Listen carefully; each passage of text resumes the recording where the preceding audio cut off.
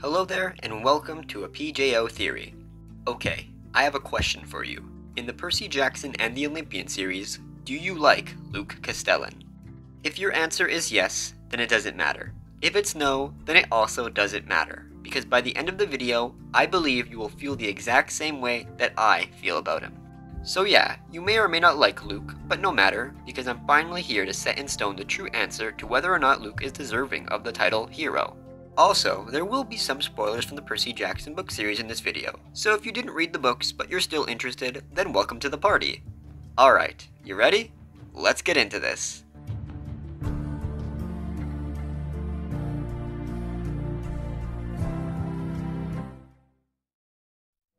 Luke Castellan is the villain within the Percy Jackson and the Olympian series, which means he's not exactly the most fun person to hang around. He's a young man who is being influenced by the evil Titan Lord Kronos, which in turn makes him go on to commit many horrible crimes within the 5-book series. Now to get a scale of Luke's misdeeds in the series, I'm going to list some of them here, and boy howdy do we have a list. These misdeeds will be very important for the overall conclusion to my answer. Alright, where do we begin with this? So in the first book, The Lightning Thief, Luke is behind literally all the events that take place, with him being the infamous Lightning Thief himself. Luke steals Zeus's Master Bowl, and those actions almost lead to a war between the gods, which would have killed millions of people in the process. Sounds like fun. Later he tries to poison Percy because he was angry that his plan failed. Though before that, Luke tells Percy that the gods don't care about anyone, which is why he plans to take over the world, blah blah blah, yeah we get it, your life sucks. Then in the second book, The Sea of Monsters, he poisons his friend, he betrays his friend, he tries to kill his friend, and he chains up innocent animals so he can force them into battle. Yeah, okay buddy, you're a real hero, aren't ya? In the third book, The Titan's Curse, he officially has an evil army of monsters at the ready. He endangers the main characters multiple times, he manipulates the only person who truly cares about him, that scene still hurts to read, and his actions lead to people dying. What an awesome guy, huh? I mean, if you think that's great, just wait and see what he does next. In the fourth book, The Battle of the Labyrinth, he gets many of his old camper friends killed because of his army's assault on the camp. And the cherry on top is that he gets his body ready for Kronos to take over, which leads to the massacre in the fifth and final book, The Last Olympian, where Luke's choices and actions from the very beginning had built up to a massive war within New York City. Those actions led to countless demigods and innocent human beings being slaughtered. So if you haven't been keeping up, he basically just murders almost everyone and everything. So I think you know where I'm going with this. With all of those misdeeds and terrible actions that he had done to our beloved characters being taken into consideration, Luke Castellan cannot be a hero. Right? After everything, and I mean literally everything that he's done to ruin the lives of so many people, why would I, for a second, consider the possibility that Luke Castellan is not just a hero, but the hero of the story? Yep, you heard me right, he is the true hero of the story. Now don't get me wrong, Percy's always going to be our main man, and he definitely deserves the title hero, probably more than anyone within these stories. But in the Percy Jackson and the Olympian series, Luke is the hero. Let me explain. Okay, so the reason why I mentioned all of those terrible things Luke did is because I really wanted to get the perspective of the Luke haters. Because let's be real, it's very, very understandable why they don't like him. I mean, I may have even made you hate him during my rant. But we have to see Luke as someone other than just the villain of the story. Someone a little more human. Let me give you some perspective. Luke grew up with a mother so terrifyingly insane that it made him run away from home. Like, imagine being a kid and living in the reality that at any moment, your mother could randomly have her eyes glow green and freak out with temper tantrums being performed in random instances. It's quite scary if you think about it. I mean, she would also non-stop bake him burned cookies, which I mean, hey, if that's not a sign of abuse, then I don't know what is. Yeah, but seriously, these events were traumatizing enough that he left his home at 9 years old. So you can only imagine the terror this kid was feeling at the time. He then meets his two pals, Talia and Annabeth, and he treats them like family. They go on to survive and fight monsters for years until Luke reluctantly has to head back home to get supplies, only to meet the father who abandoned him. Oh boy, this is where it gets interesting. His father is kinda sickening. His dad looks down upon him and scolds his choices to run away. Let me tell you something. Luke has all the right in the world to be angry. His father criticizes his choices to run while his dad was nowhere to be seen within Luke's entire childhood. So anyways, after a nasty exchange between Luke and his father, Luke, Talia, and Annabeth make their way to Camp Half-Blood, and they get attacked by monsters on the way. This leads to Talia having to defend off against the monsters, which leads to her sad death. Talia dying is so important towards Luke's bad behavior, because as the oldest one in their group, he personally felt responsible for her death, as if he should have died instead. So he basically lives every other day with a serious depression. But Luke still goes to Camp Half-Blood with Annabeth, and they train there for years. And with Luke's emotions still whacked up from his past experiences, it leads to his bitter resentment towards the gods. I mean, think about it. After learning that the dad who shunned him from his life was actually an all-powerful Greek god, just imagine the anger that can build up from that. If powerful beings exist, and one of them is his father, then why couldn't he have been there for him? Why couldn't he have saved Talia? I mean, we get a good explanation for this later, but being Luke and not understanding that reason, it's so easy to see how he can hold a grudge over this.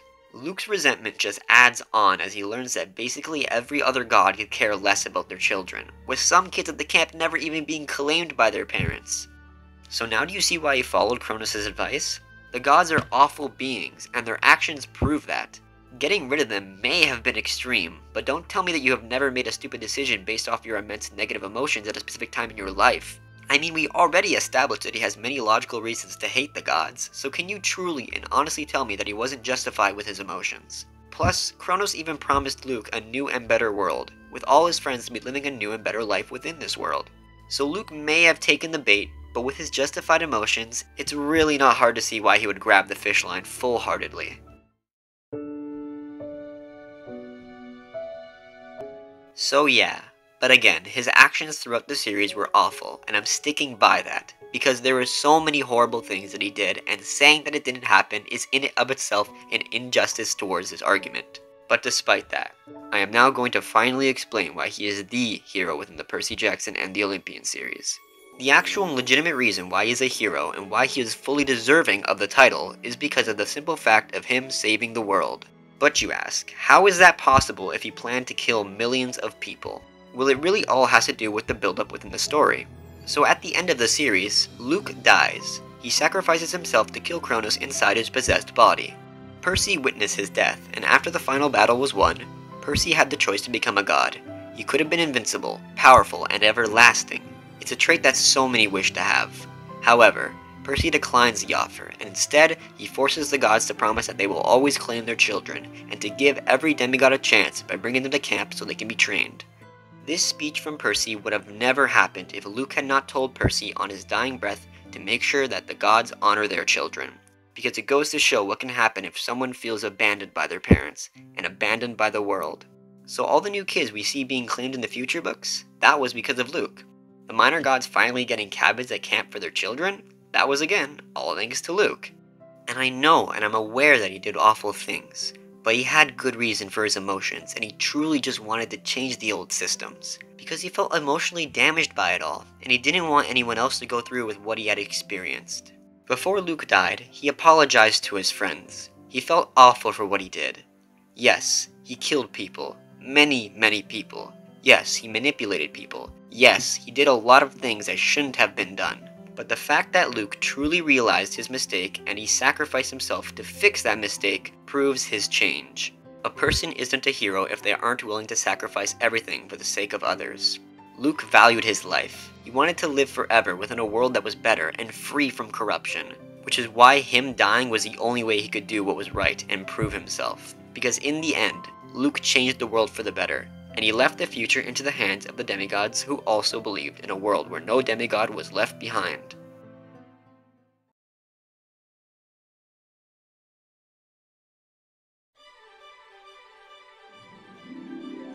Luke was never the bad guy of the story. Heck, he was never a bad guy in general. He's a good person who did bad things, and in the end, isn't that who we all are? Everyone is a person who makes right and wrong choices based on our understanding of the world and based on our emotional state. So if anything, Luke is the most human character in the entire story. He fought for a cause that he truly believed in, even if it involved him doing awful things. He knew the things he was fighting for were right, and it was. Luke's sole reason in the story was for him to change the overall outcome of the demigod world for the better, and he successfully did change it for the better. And this is why I truly believe Luke is the hero of the story, and he damn well deserves to be called a hero. So yeah, I understand if you did not agree with my theory, because I get it, I truly do.